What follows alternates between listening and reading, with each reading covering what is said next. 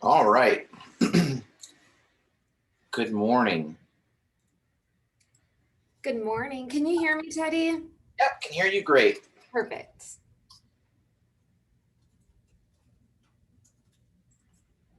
Do you mind if I rename you? Perfect. You're so fancy.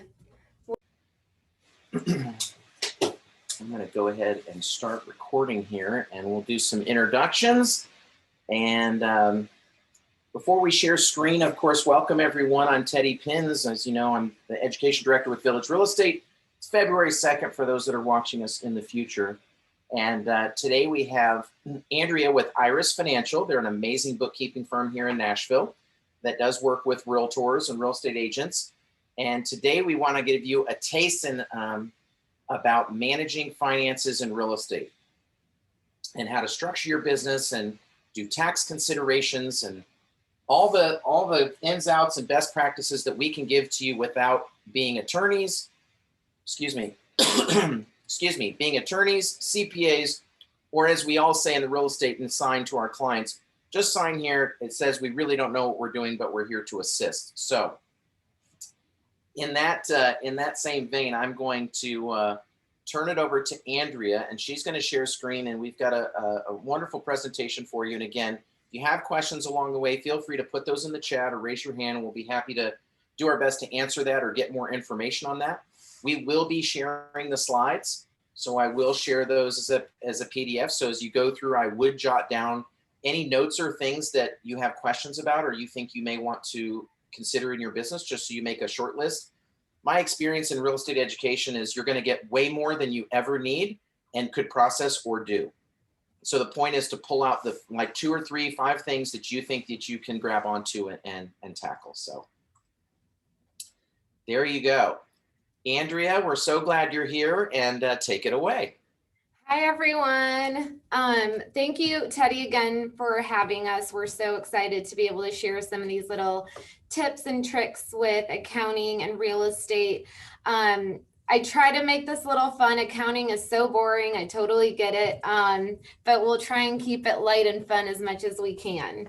So we put together a slideshow, Agent Finance 101, with just some general tips and tricks throughout the way in creating a business and how you can manage and structure that. All right, so we'll get started. My name's Andrea Rothy. I'm one of the partners alongside my business partner, Ann Claire Johnson. Just some fun things, again, to keep accounting fun. So I'm a UCSB grad, and I was a D1 tennis player for them. And I've got 2 kiddos and 3 furry doggies. And then Ann Claire, she's got 15 years of accounting experience. She's a Stanford grad and newly married. So that's our firm. And we've got 10 other business accounting managers on our staff that does all the day-to-day transactional work. All right, so our agenda today, we're going to go over best practices, keeping personal and business finances separate, managing your finances, the due dates of some tax deadlines, typical tax deductions for realtors, retirement contributions, real estate investing, setting up a new entity, intro to QuickBooks, reading financials, and then a Q&A. All right, here we go. We're going to start off with some best practices. So let's just start at the top there. One of the biggest things is being diligent about record keeping. And the ways that you can do that is really, in today's world, is use technology and systems and platforms that can help you streamline and keep your business organized.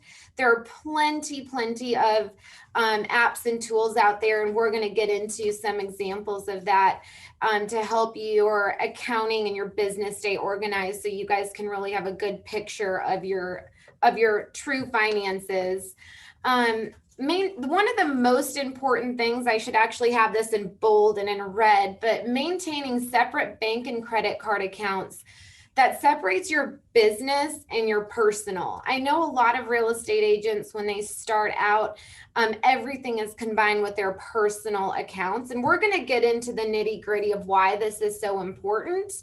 But if you haven't done so already, today is a great day to start. There is no day like today to implement a new process in a system.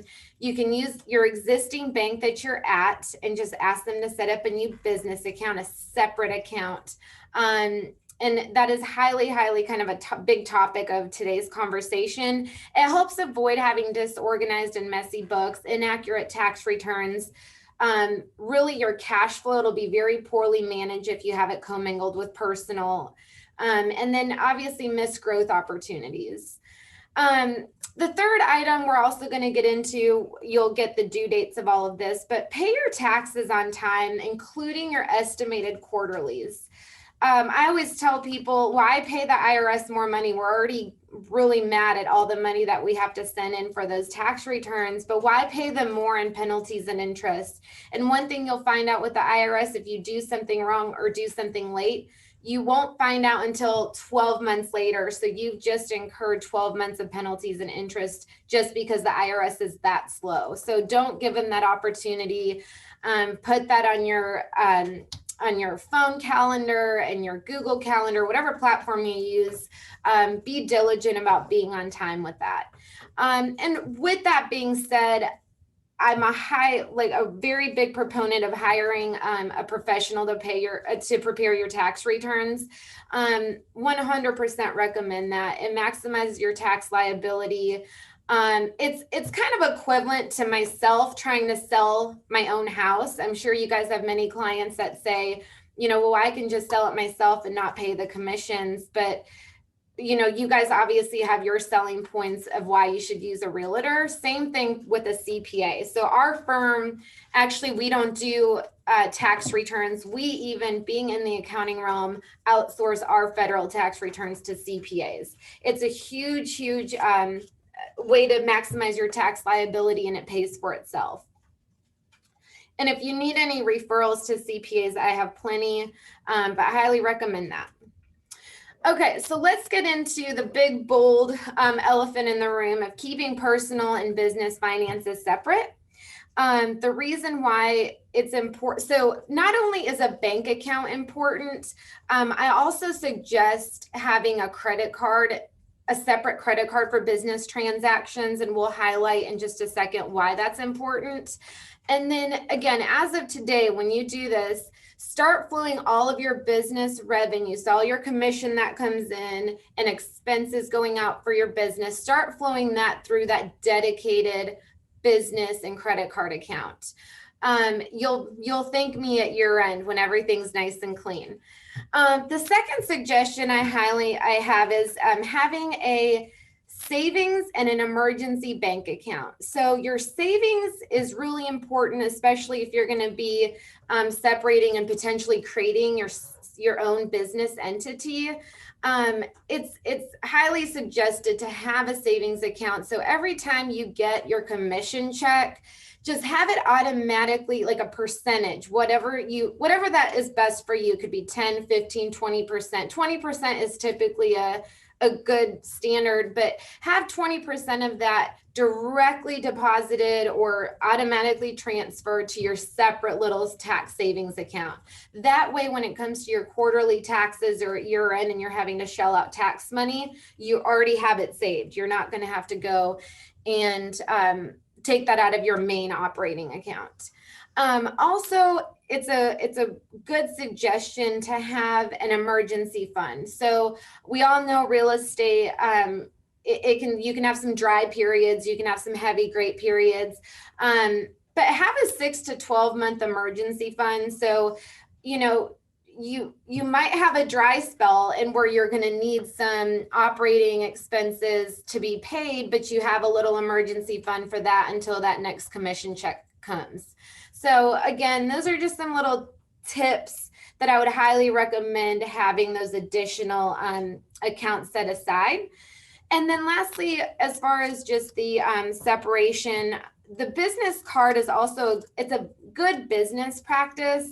Obviously, if you're good at managing and paying your credit card on time, which you can set up on automated payments, but it's a good way to build business credit.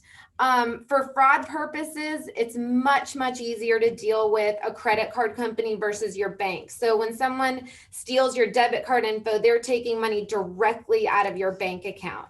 If someone steals your credit card, it's a charge. So you're not directly paying it out of your bank account yet. It's much easier to deal with, and much easier to get a new credit card rather than a new bank account if there's bad fraud in there. And then lastly, why not get some rewards points? So if you're going to incur the expense anyway, you might as well get rewarded for it. So there's plenty of credit cards out there. It's really whatever pertains to you, whether you want cash back or travel points. But I always advise my clients, why not get rewarded for spending money if you're already going to spend money? Just to continue on to managing your finances, I wanted to go through some tools that might be helpful for you. And you might know a lot of these and you might not, especially the brand new real estate agents that just are starting out.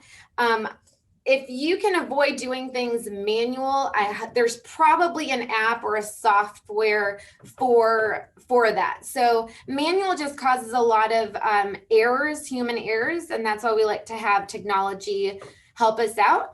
So there's a website that has some probably 29 top real estate apps. You guys can check that out at a later time.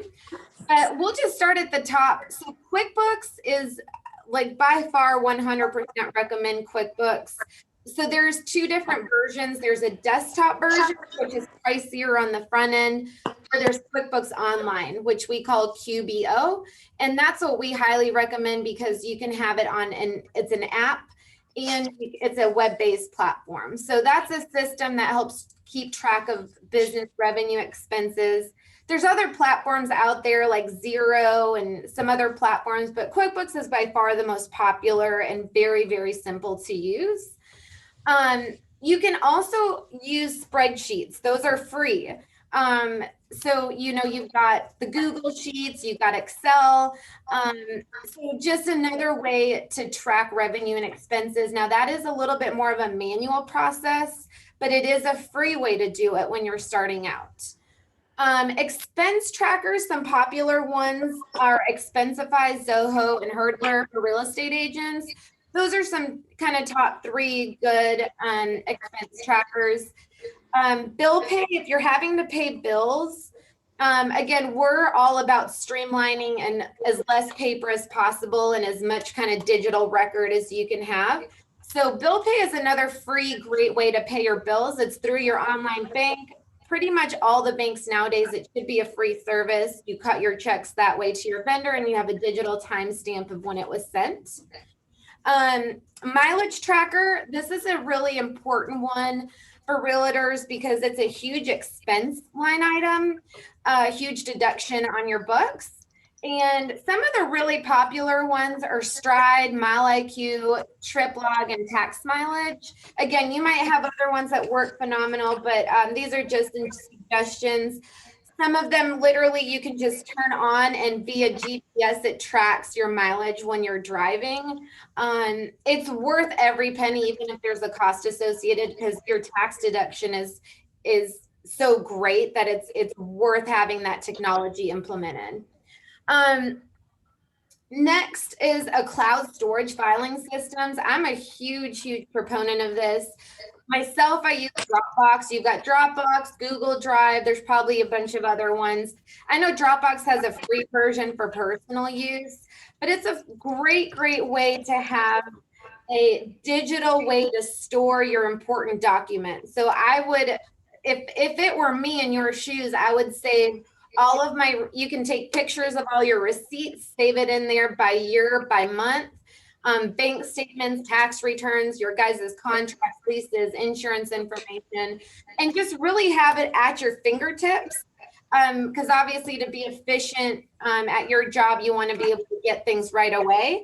And of course they have an app as well. So a lot of times if I'm out and about, I can pull any sort of, for you guys, let's say contracts or leases or whatever, directly on your phone at your fingertips. Project management app, Trello. Trello is a really great way to stay organized. Same, especially with due dates for tax deadlines.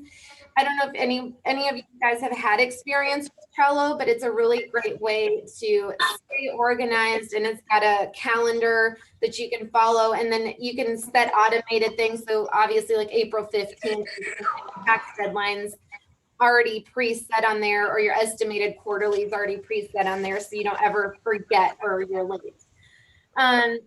And then lastly, another great app that I use a lot is a scanner app called Cam Scanner. You can take pictures from your phone, and then it transfers into a PDF. So it's just another efficient way without having to use an actual scanner at the office. You can do this on the go, which I'm sure many of you guys are, driving from house to house.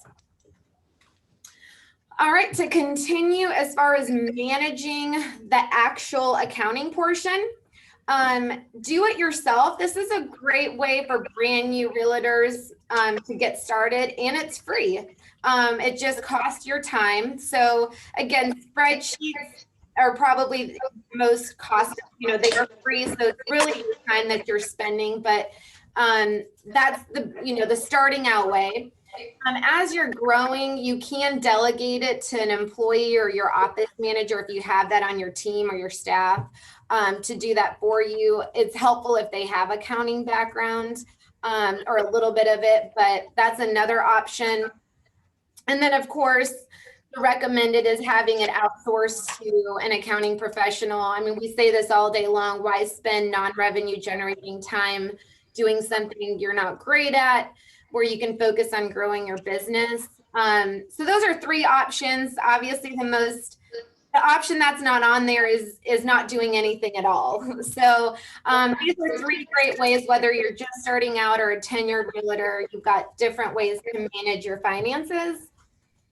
And of course, this is a huge one, but it's always good to reiterate the importance of managing your finances and keeping a clean and accurate, accurate books.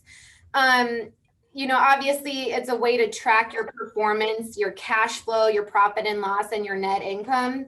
The beautiful part is that you can track it year after year. So if for some of you that are doing this, it'd be really neat to pull, say from 2017 to 2020 and see your year-over-year growth. So you might be growing in revenue, but your net income might be steady or decreasing. That tells a story right there. So you wouldn't know this unless you had clean and accurate and caught up financials. Managing your cash flow is also really important so you don't run out of money. This is a big reason why you want to have business separated from personal, because if it's all commingled, then you're running your business off personal funds too. This is a way to see truly if your business is making money. And then obviously coming up with business strategies to succeed, analyzing which rental properties perform best. This is a great one just because you might have several different rental properties all bundled into one, but you don't know if one is making money and the other one is costing you money. But having it separated and having those financials separated per property is nice and clean. You can see what's the best ROI for you guys. At year end, your CPA will love you and they won't bill you for the time spent organizing all of those shoebox receipts. But really, you'd be able to hand off your financials nice and clean to them and be able to do it by the tax deadline. And if you were ever to get audited this way, if you have everything in, let's say like a system, like a Dropbox, and have your financials kept up with, if you are ever audited, that IRS audit should be a breeze. And again, very important, it keeps you out of those tax penalties, incurring any sort of penalties and interest on being late. And then another really important thing is just being able to raise capital with lenders. So as you're growing, if you need a loan or line of credit, a banker is not going to look at anything unless you have some sort of financials. You're more likely to get a loan or line of credit with clean books. So that's a huge thing. As you're growing, it's really important to have strong financials and clean and accurate financials. All right, so let's go through the due dates. These are some highlighted ones. There's other ones, but just, these are kind of the big ones, if you will. So obviously your federal tax deadline is April 15th. I'm sure everybody knows that, but just a reminder. Then you've got your estimated quarterly payments. I put a website on here with the direct IRS link. You can manually write a check, but you might as well just do it in 2 seconds online. And that's April, June, October, and January 15th. Those are the deadlines. And a great thing is, again, put it on your Google or your phone calendar, put it on Trello or whatever system you guys are using. Go ahead and just populate this in and you'll never be late. For those of you that have entities already set up and businesses already going as an actual entity, don't forget you've got your, 1099s were due January 31st, but you got your annual reports coming up, which is April 1st. There's the direct link right there. You got your business tax, which is due April 15th with the Tennessee Department of Revenue. And then you've got Schedule B due March 1st. So again, this is only relevant to the folks that have actual entities like LLCs or S Corps already set up. You will be needing to do those items along with 1099s that were due to last month, January 31st. All right, so let's go into typical tax deductions for realtors. Can I make a pause here real quick, Yeah, Andrea? And I apologize, I mispronounced your name. I often do that. It's Andrea, correct? Yeah. Not Andrea, but Yes. the struggle's real, I get, of mispronouncing of names. Does anyone have any questions thus far? I know we've been getting some things in the chat, and there's been some great tips we'll highlight. We will go over ways to outsource, because just like in Jumpstart, everything starts to gloss over at this point and go, I don't want to do this, and I don't blame you. And so the sooner you can get outsource some of these things is important, but you have to understand what the fundamentals are so you can give your resources the best data to make it most cost effective for you. But are there any questions before we move into tax deductions? I have one, yeah. Yes, please, Jandy, go ahead. For those of us who have a DBA set up, is that the same as an entity? Because I do have an EIN, but it's not fully merged with my real estate yet. So I was curious what your thoughts were. Yeah. So are you operating as a sole proprietor then? Meaning you don't have an LLC or a corporation Correct. set up? Yes. Then yes. you wouldn't have the annual report in the Schedule B. No. All right, the tax deductions are big. We all want to know how to save money on your income, and this is really important. So you'll see we try to put a format together first of how to keep the books, right? Just making sure you're keeping things separate and organized. And then these are some common deductions. So thanks, Andrea. Of course. All right. Okay, so I'm sure all of you guys want to know, what can I deduct? How can I lower my bottom line? So I'm going to give you just a couple tidbits here and kind of the most common items for realtors. So a big one is meals and entertainment. So as of 2018 with the Tax Cuts and Jobs Act, you can no longer deduct entertainment. You can do meals, but to a certain degree. So I highlighted here the ways you can do that.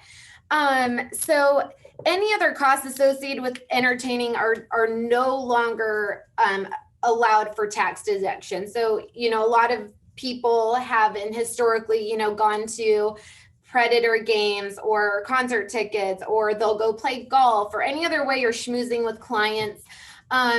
Now, there is kind of a creative tax strategy where you could pass some of that off as marketing or advertising expense.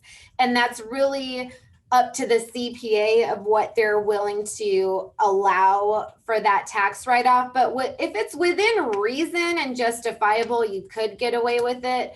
But again, that is up to your CPA of what they will allow in that creative accounting aspect.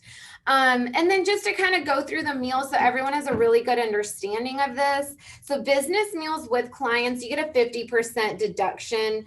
Office snacks and other food items, 50%. Cost of meals while traveling, it's 50%. So there's no difference. Sometimes people do business meals and travel meals. It's all 50%. Put it into meals expense.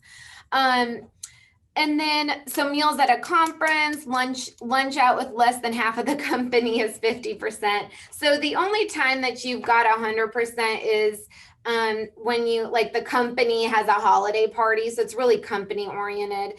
If you're giving out food and beverage to the public, free food and beverage to the public, and then dinner for employees working late at the office, that's 100%. So those are just some parameters. Again, as long as you're within reason, but the two buckets that get the most red flags for realtors are meals and entertainment and travel. So those are the two you kind of want to be aware of, that it's not skyrocketed as far as like expenses that stick out like crazy, because that is reasons to have a red flag on your tax returns. And then just to get into a little bit more of that, because it is such a big ticket item, if business meals cost over $75, you are required to keep the receipt of that meal. If they're under $75, the IRS doesn't require that you keep those documents. But a good business practice as a realtor is just like, if you do go even to a coffee shop or coffee meeting or lunch meeting or dinner meeting, take that receipt. It already has the date. It already has the total amount. It already has the name of the restaurant. The only thing that you have to add on there is what was the purpose of that meeting and who was in attendance.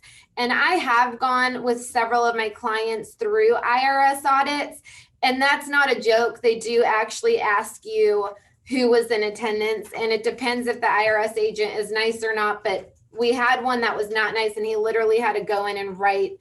It was a doctor. He had to write who was in attendance at those meals. So it's just a good business practice. Go ahead and take that receipt, jot it down, take a picture of it. Then you can toss that receipt away if you want. But having that picture and storing it away in your cloud-based storage system or Expensify or whatever expense tracking app you want to use, as long as you have a digital copy, you're good to go. All right, then let's get into other typical tax deductions that we see for realtors. So you've got advertising and marketing. This is where you, so again, this is within reason, write off some entertainment expenses. And then also, of course, you guys have plenty as far as photography, website flyers, mailers, business cards, etc. Then you've got professional fees, which is accounting and legal, tax prep. All of that stuff is tax deductible, so you'll be able to write that off. Continuing education, I know many of you do conventions, seminars, trade shows, trainings, all of that is a write-off. Business travel, plane parking, taxis, Ubers, all of that can be written off. And again, remember, this is one of the two tricky ones. So travel, a lot of times people put personal travel on there, or, and again, it's within reason. So if this has happened, but if someone takes a personal jet to New York City, we had a client do this, you can't write off that entire personal jet expense off on your books. You can do it within reason. And again, that is when the CPA would tell you whatever that percentage is. But so just kind of keep that in mind. Insurance, I know you guys have a lot of different, is it called E&O insurance within real estate? You got your self-employed health insurance. If you have teams, maybe you'll have workers' comp insurance. All of that can be added. Dues and subscriptions are going to be all of your softwares that you have, any business tools to operate your business, any renewals. You're saying that your subscriptions through like your Apple account, if you have certain things, maybe that you have your Spotify supports your open house, right? I mean, when it comes to tax deductions, right, it's all okay until they audit you. So that's what you're always riding the line of just, if I was to be asked and had to disclose, can I quantify it and justify it? So just keep that in mind. Yes. And again, just within reason, you can write off a lot of stuff. You can't get into writing off like your haircut and your massages or nail spa. Dry cleaning. But there are a lot of things where you can, like you said, the Apple storage, Spotify, Netflix, if you're watching educational real estate shows. There's a lot of things that are that gray area, but you can And if, we pass all that stuff through, and we do allow our clients to write a lot of stuff off within reason. Okay. Then we get into mileage. We did talk about those mileage trackers. So for 2021, it's 50 cents per mile. There's a lot of cool technology in those mileage tracker apps. While it is kind of annoying and frustrating, I get it. You'll be happy with the tax dollars you're going to save. So I highly recommend implementing that in your daily routine, just because there's so much money to be saved. So a big one that everybody asks is the home office. So that is a percentage of your home. That's again, like a thing that your CPA will tell you, those parameters, as they do change occasionally, but you can write off certain square footage in your house for your home office. And along with that, any sort of office supplies down to a pencil and an eraser, all of that can be a tax write-off on your books. And then of course your cell phone, you guys are on the go and need that to operate your business. So you can add those Verizon or AT&T bills. Charitable contributions. I know with the Family First Act, that has been increased, where you're allowed to write a little bit more off during this pandemic year. And I think it'll flow into 2021 as well. Another important one is commissions or contract work you have paid out, whether it's people that work with you or under you. That's an expense out of the business. Gifts is a big one for realtors. Obviously, when y'all sell a house, I'm assuming some people, or it's a practice that you guys do a little kind of gift for the customer that bought it. Just keep in mind, you deduct no more than $25 of the cost of the business gift that you're directly giving per person during the tax year. So just kind of keep that in mind. And then lastly, self-employment tax. Currently, the self-employment tax rate is 15.3%. So this is just an idea. There could be other different expense accounts, which we call chart of accounts, that can be added on here. These are just kind of general, typical ones that are the most common for realtors.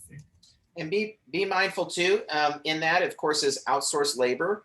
We talked about that a little bit, but there's so many places in which you can, anything you're outsourcing, contract to close or marketing services, labor, outsourced labor is all these places and things you're going to need help. And know that you can hire your kids and your family members. There's some creative ways in which you can pay them, and they can support your business and become a tax deduction if you want to feature your pet prominently in all of your marketing. But it's not something you can just kind of do. It has to be something where, the Geico or the thing, if you're going to put something as prominent in your marketing consistently, then it becomes a piece of your marketing, and it could be payable. So again, just ways to ideas in which to consult your CPA for. So any questions about deductions? Anything that you have to share, suggestions, ideas? Got some good chat going over here. Lon Hurst with the headshots deductible. Hair is not, since you can wear it every day. Same with clothing. You can wear it every day, so that special blowout you're going to get for your headshot, apparently not a deduction. You can take it. You can take it, friends. You can take anything. But just remember, if you get audited, the questions may come. We'll come back to home offices. Yes, home office, you will take a percentage, or I know we talked about that, sorry, but we'll take a percentage of that, of your home. So, it's let's say you're in a, 10 by 10 office, that's 100 square feet. What percentage of your home is that? And then you would take the expenses for all your utilities, including internet, and take a percentage of that. Correct. Yeah. There you go. Emily said artists write off their glam. It could be considered part of their likeness though, right? Like their whole image is central to their career versus, although some of us may say that in the real estate industry, that may not be true.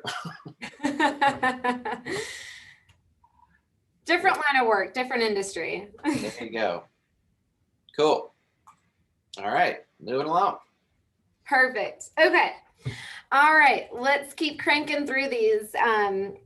Again, I wish I could make this a little bit more fun, but accounting, maybe it'll be fun for your pocket at year end. Saving money is fun, friends. It might not look fun, but trust me, at the end of the year, if you're paying taxes, you're making money. We just want to figure out the best way to pay it the least amount. And yeah. Yes. All right. Perfect. So as speaking of saving money, this is something that's really important, being a realtor. And it's because you're working for yourself. You're not working for a large corporate company.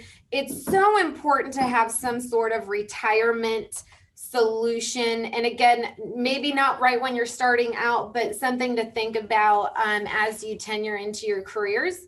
But retire. So if you notice right there, it says hire an advisor. 100% have somebody managing this. They know their craft, and it's well worth every penny. So let's just go through the four kind of most common options. You got your Roth IRA. Obviously, this is if you're eligible with income limits. A Roth IRA is an individual retirement account that offers tax-free growth and tax-free withdrawals in retirement. And the Roth IRA rules dictate that as long as you've owned your account for 5 years and you're 59 and a half or older, you can withdraw your money when you want, and you won't owe any federal taxes.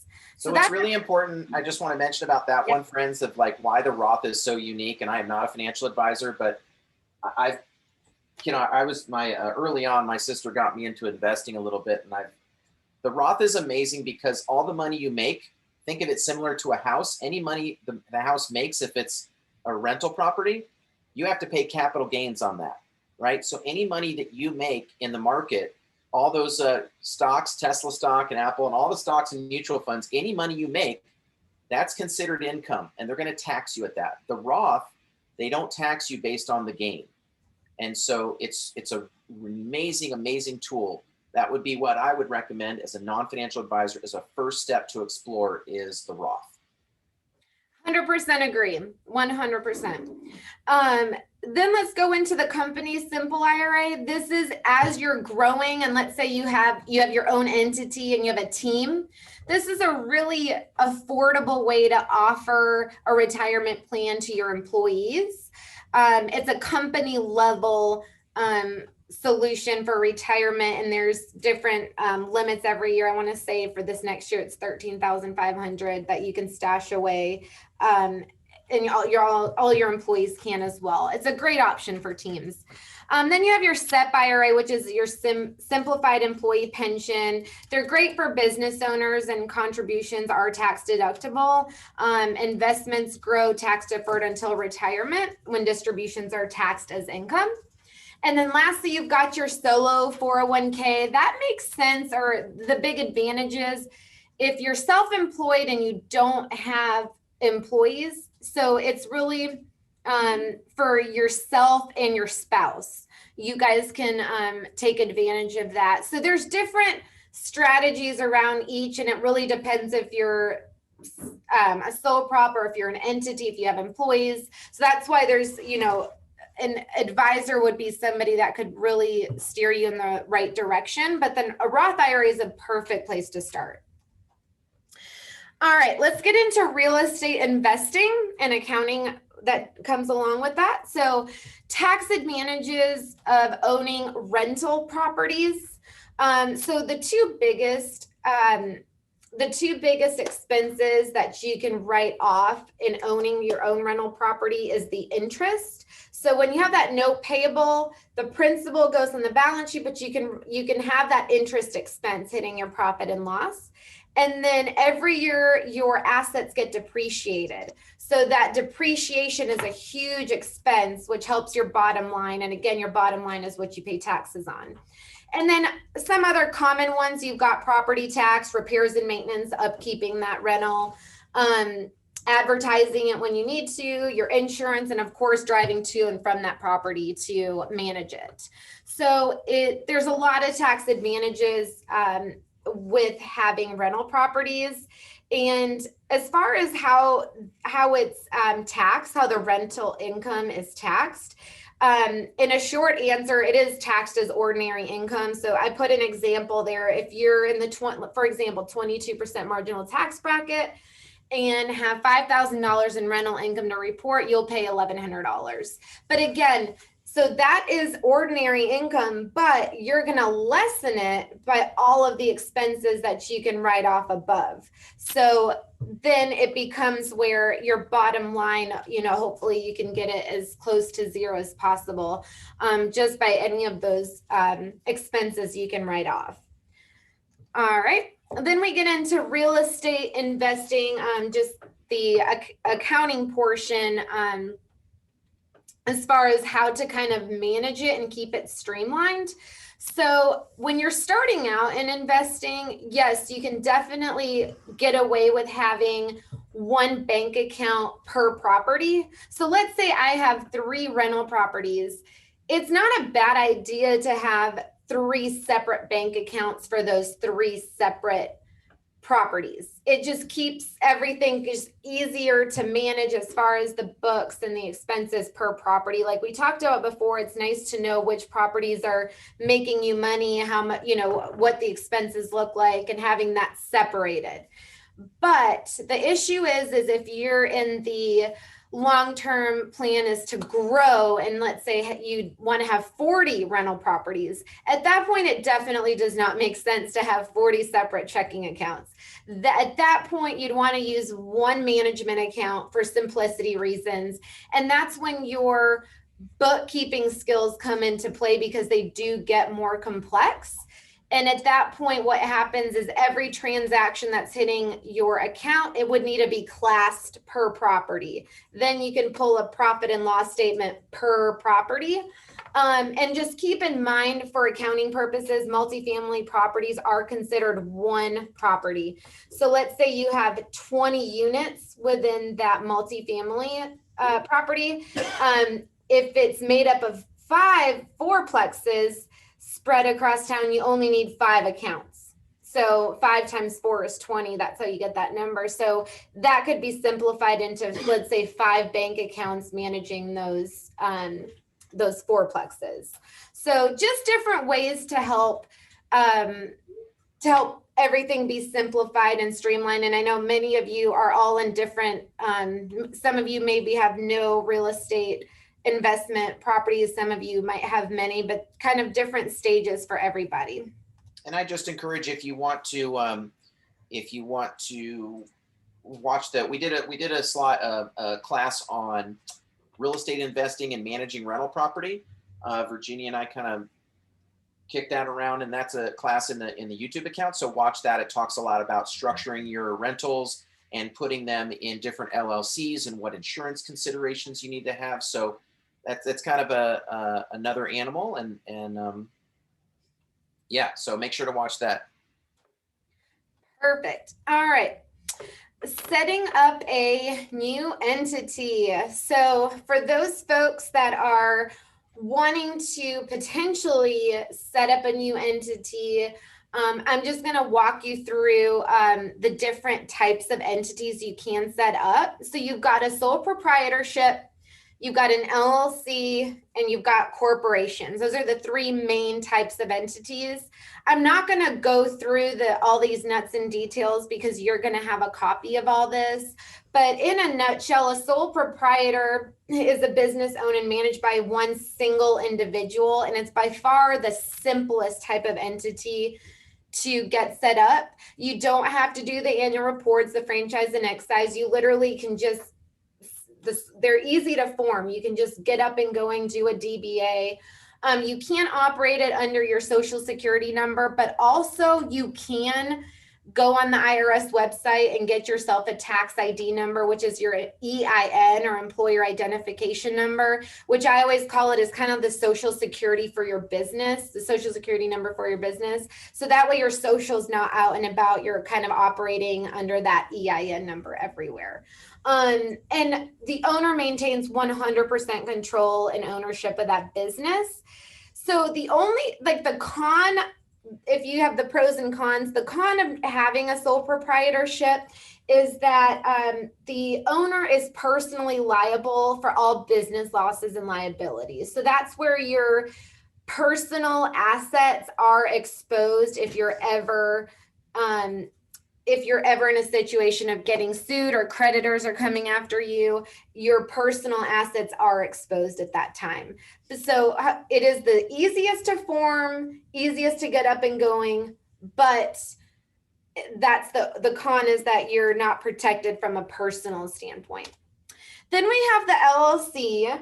The LLC, I would say, is by far probably the most common single member LLCs. They can be owned and managed by individuals, corporations, or businesses. And if it is, for example, you setting it up, you'd be considered a single member LLC, and you'd be a member of the company. They're probably, again, the most popular ones in Tennessee. Just so you guys are aware, it's a $300 annual fee. So when I mentioned that annual report that's due on 4/1, every year with the Tennessee Secretary of State, to keep your LLC active, you have to do an annual report, which costs $300 every year. In addition to that, you are having to pay the franchise and excise return, which is the state return that goes hand in hand with your federal tax return at your end, which is something the CPA would be doing. So the benefits of this and why it's so popular is that it separates the liability from personal and business. So that's going to be the reason why most people set up an actual entity versus a sole proprietorship. It shields the owners from their personal liability of the debts of that LLC. So if someone were ever to sue you, they could only go after your company or business assets, not your personal assets. So that's the main reason, the pros and cons of having an LLC. Then you get into corporations. There are two different types, S corps and C corps. I won't even get into C corps because that's when you get into really kind of more larger companies, but S corps are popular as well. So again, corporations do shield you from, they have that separation of personal and business. And the difference between a corporation and an LLC from, like, for example, for you guys as individuals, is the way that you are paid out. So as an LLC, which goes back to here, if you need money from the company, you would take out what's called a non-taxable draw. You cannot be on payroll as an LLC. You would just simply transfer money from the business account to your personal account, and that's called a draw, a non-taxable draw. And that's how you would fund your personal account. Or let's say your company needs more money, you can infuse it with capital flowing from your personal account. Now, as a corporation, you are considered an owner of the company, and you can be put on payroll. You would pay yourself on payroll and have essentially like a payroll system set up, and you would have your paycheck. You'd have your gross pay less your taxes, and you would get the net pay. You can do kind of a 60-40 split, meaning 60% you can pay yourself on payroll. The other 40% you can take as a dividend or distribution to avoid paying those payroll taxes. But those are kind of the two biggest differences, if you will. There are some other parameters in there. Again, I'm going to let y'all read the nuts and bolts of it, or I can get into further discussions, but I won't bore you with every single detail on here. Those are kind of the highlights, if you will, of the three different types of entities you could form. All right, so a lot of you are like, oh, maybe this sounds interesting. I do want to set up a new business. So this is a quick snapshot of what you need to do. So if you are going to, let's say, I'm going to use single member LLC as an example, you would go to the Tennessee Secretary of State and make sure that name is available. So let's say I wanted to name my business Nashville Real Estate LLC. It's probably taken, but you can go check if that name is available on the Tennessee Secretary of State website. The next thing you'll need to do is apply for an articles of organization for your LLC and a charter for your corporation. That's with the Tennessee Secretary of State to secure that. And you need to go to the IRS to get your EIN, which is your employer identification number, also commonly referred to as your tax ID number.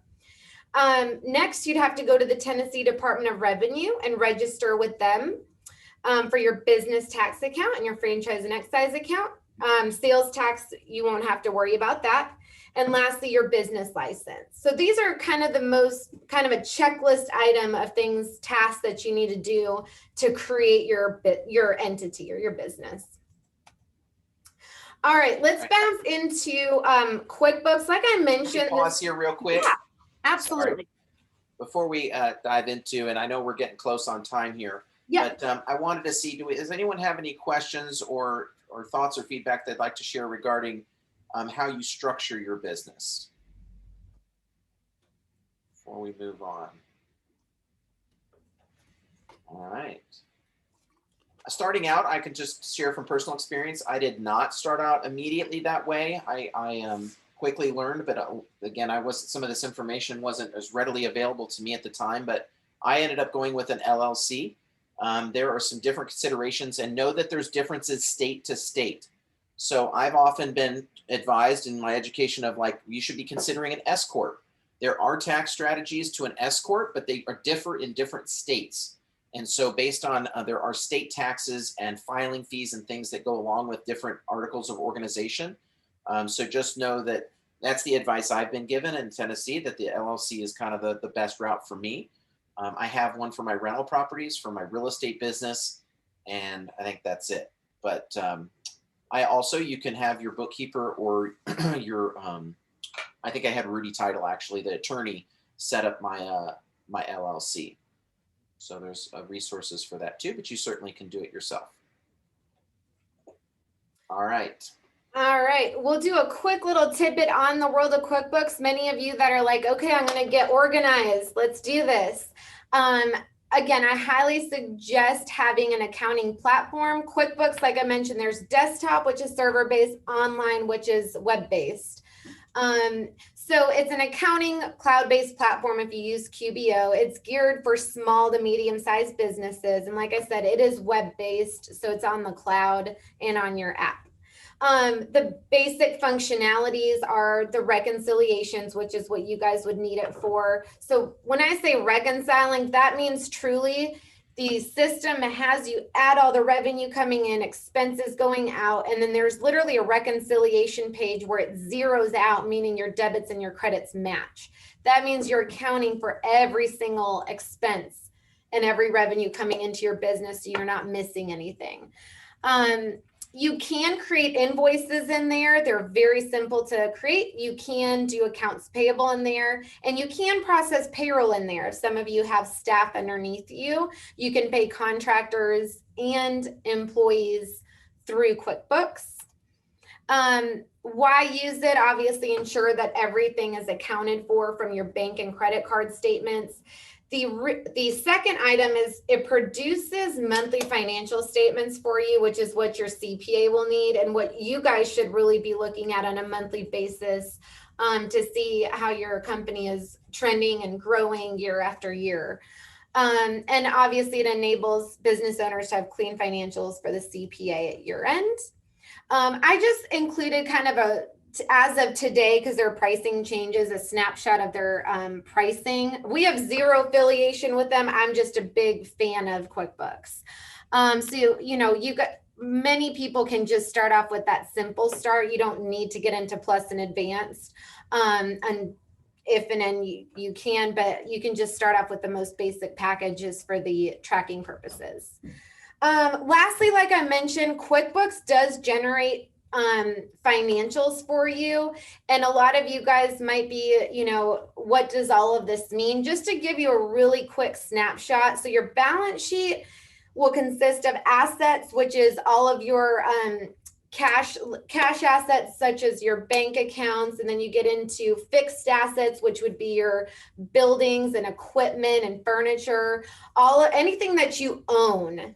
And then the famous formula in accounting, assets equals liabilities plus equity. So you got your liabilities, which is things such as your credit card, your notes payable, your mortgage, your credit cards are on there. And then you've got your equity. Your equity is your, for example, in Teddy's case, he's a single member LLC. Those would be your owner's draw. So any personal money contributed or taken out of the business flows through owner's draw, which is in the shareholders' equity. And it also shows your retained earnings. And again, QuickBooks generates this report automatically for you. And then the other financial report that's the most common is profit and loss, also known as your income statement. That shows all of your revenue and your expenses that you incurred during a particular period of time. So you can pull annual, monthly, weekly, quarterly, and that's your revenue less your cost of goods sold and expenses, and that generates your net income. And net income is what you pay taxes on. So obviously, if you got revenue, you're going to try and expense out as much as you can to have that bottom line be the most tax, maximizing your taxes or expenses the most, so you pay the least amount of taxes. Lastly, you've got your PFS, which is your personal financial statement. It's a ledger outline combined that includes all your assets, investments, holdings, equity. And that's one of the most popular things that lenders will ask for if you're trying to get a loan or line of credit. More often than not, you'll be asked for that as well as your financial statements. And last slide here is payroll. For any of y'all that have staff, and I've seen this more often than not, and I will say that the IRS has been cracking down heavily on employers who are employing employees as contractors. So I understand a lot of people want to pay their staff as contractors to avoid the employer payroll tax, but it is being cracked down upon heavily. So just know that big differentiation between W-2 employees and 1099 contractors. So employees are truly paid a regular wage. They can receive employee benefits such as insurance and things like that. Taxes are withheld from their paycheck, and then they get that net pay in their bank account. And traditionally, they have a work schedule, and which is dictated by the employer, and then you are also typically supplying their office supplies like their computer or any sort of office things that they need. You're supplying that. That's an employee. Like if you have office manager that's helping you, or an administrative assistant, that's truly an employee. A 1099 contractor is the reverse. They tend to get paid for projects now, and they also worry about their own taxes and work when they want to work. So if you ask them to come here on Monday or Tuesday, they can choose to decline that because they're a contractor. They don't have to work for you because they have other sources of employment, and they're considered self-employed by the IRS. So they have to pay their own self-employment tax. So just kind of be leery of the difference of that for the people that have staff under them. And again, we as a company as well, we outsource our payroll there's so much tax legislative changes that happens in payroll. And if you're a day late, they penalize you like crazy with the 941s or W-2s. So highly recommend using a payroll company. Like I said, QuickBooks Online has a payroll functionality, but you also have other companies like ADP, Paychex, Paycor. There's a plethora of them. But they take all the liability on. There's no reason to keep that liability. So that's the world of payroll. And we did it. 1 hour, less than an hour. Everybody give a hand to Andrea. This is unbelievable. Tons of information, a lot to put together and organize.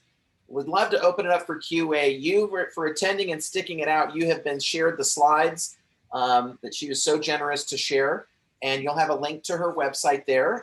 And they, of course, they're experts in bookkeeping. And obviously you can refer to CPAs and other resources. But do we have any questions, comments, sharing, concerns?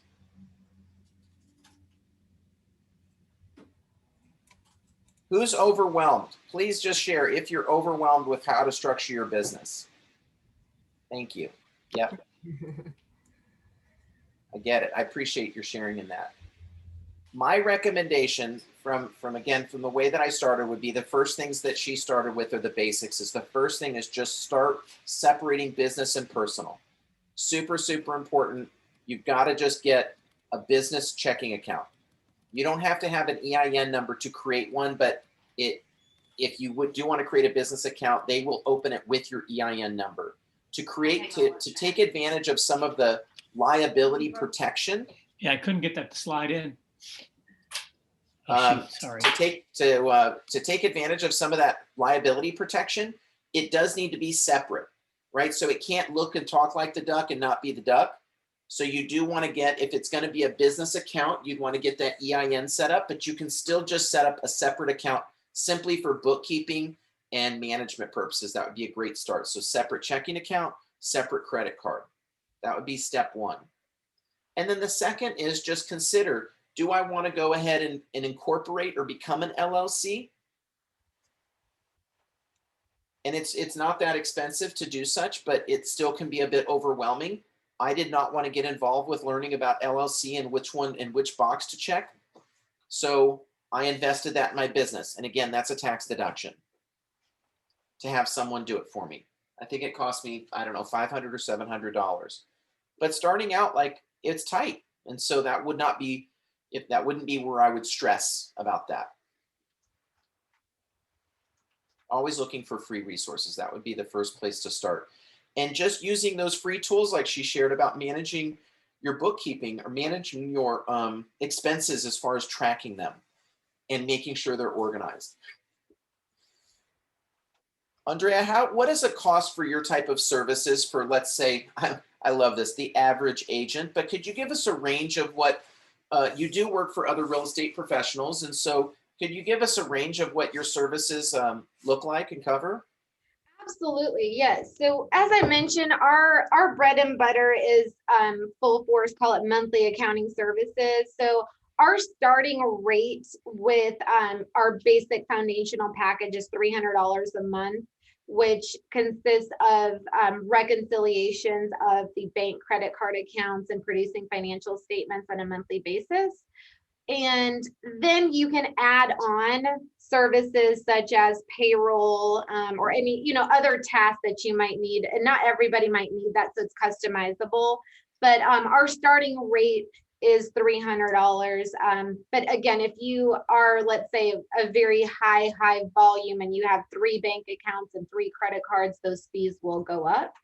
And then our new business formation to get everything set up is a one-time $400 fee. And all the items that were listed in creating that new business, the EIN, articles of organization, franchise, all that whole list, that's inclusive in that one-time fee. And we get all of your documents ready, and then you take that over to the bank, and that's how you'll open up your new business bank account and your credit card account. Got it. Excellent. Hey, Ted.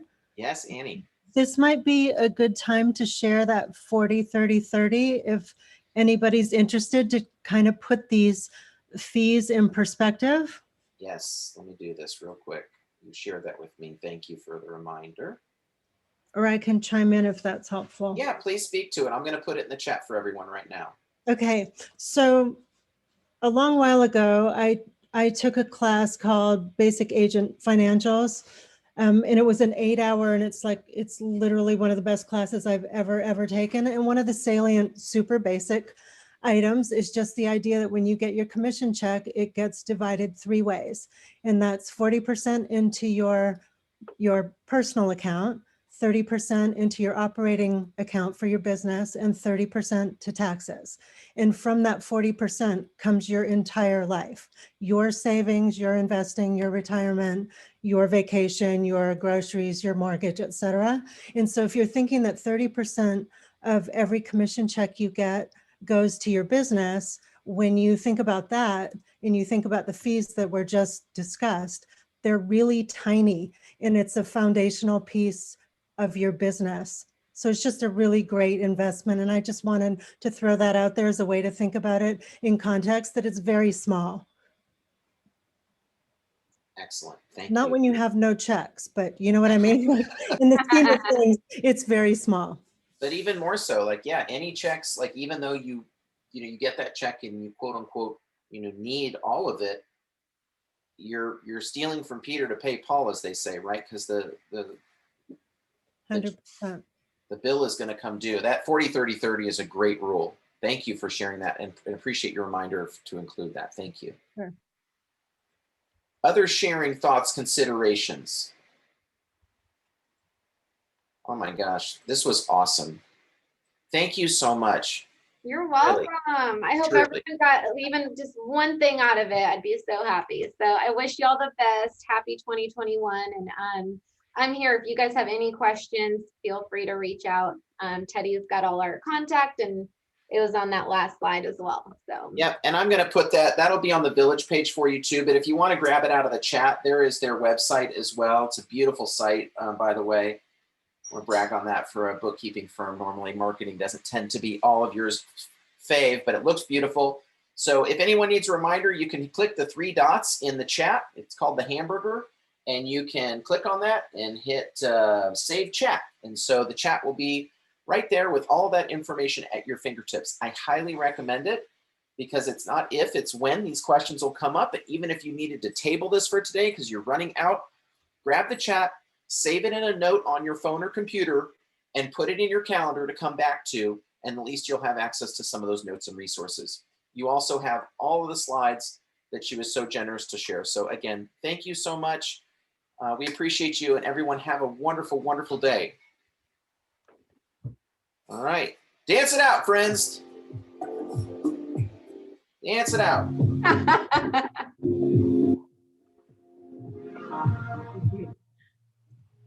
Thanks again. bye. Have a great day. Yep.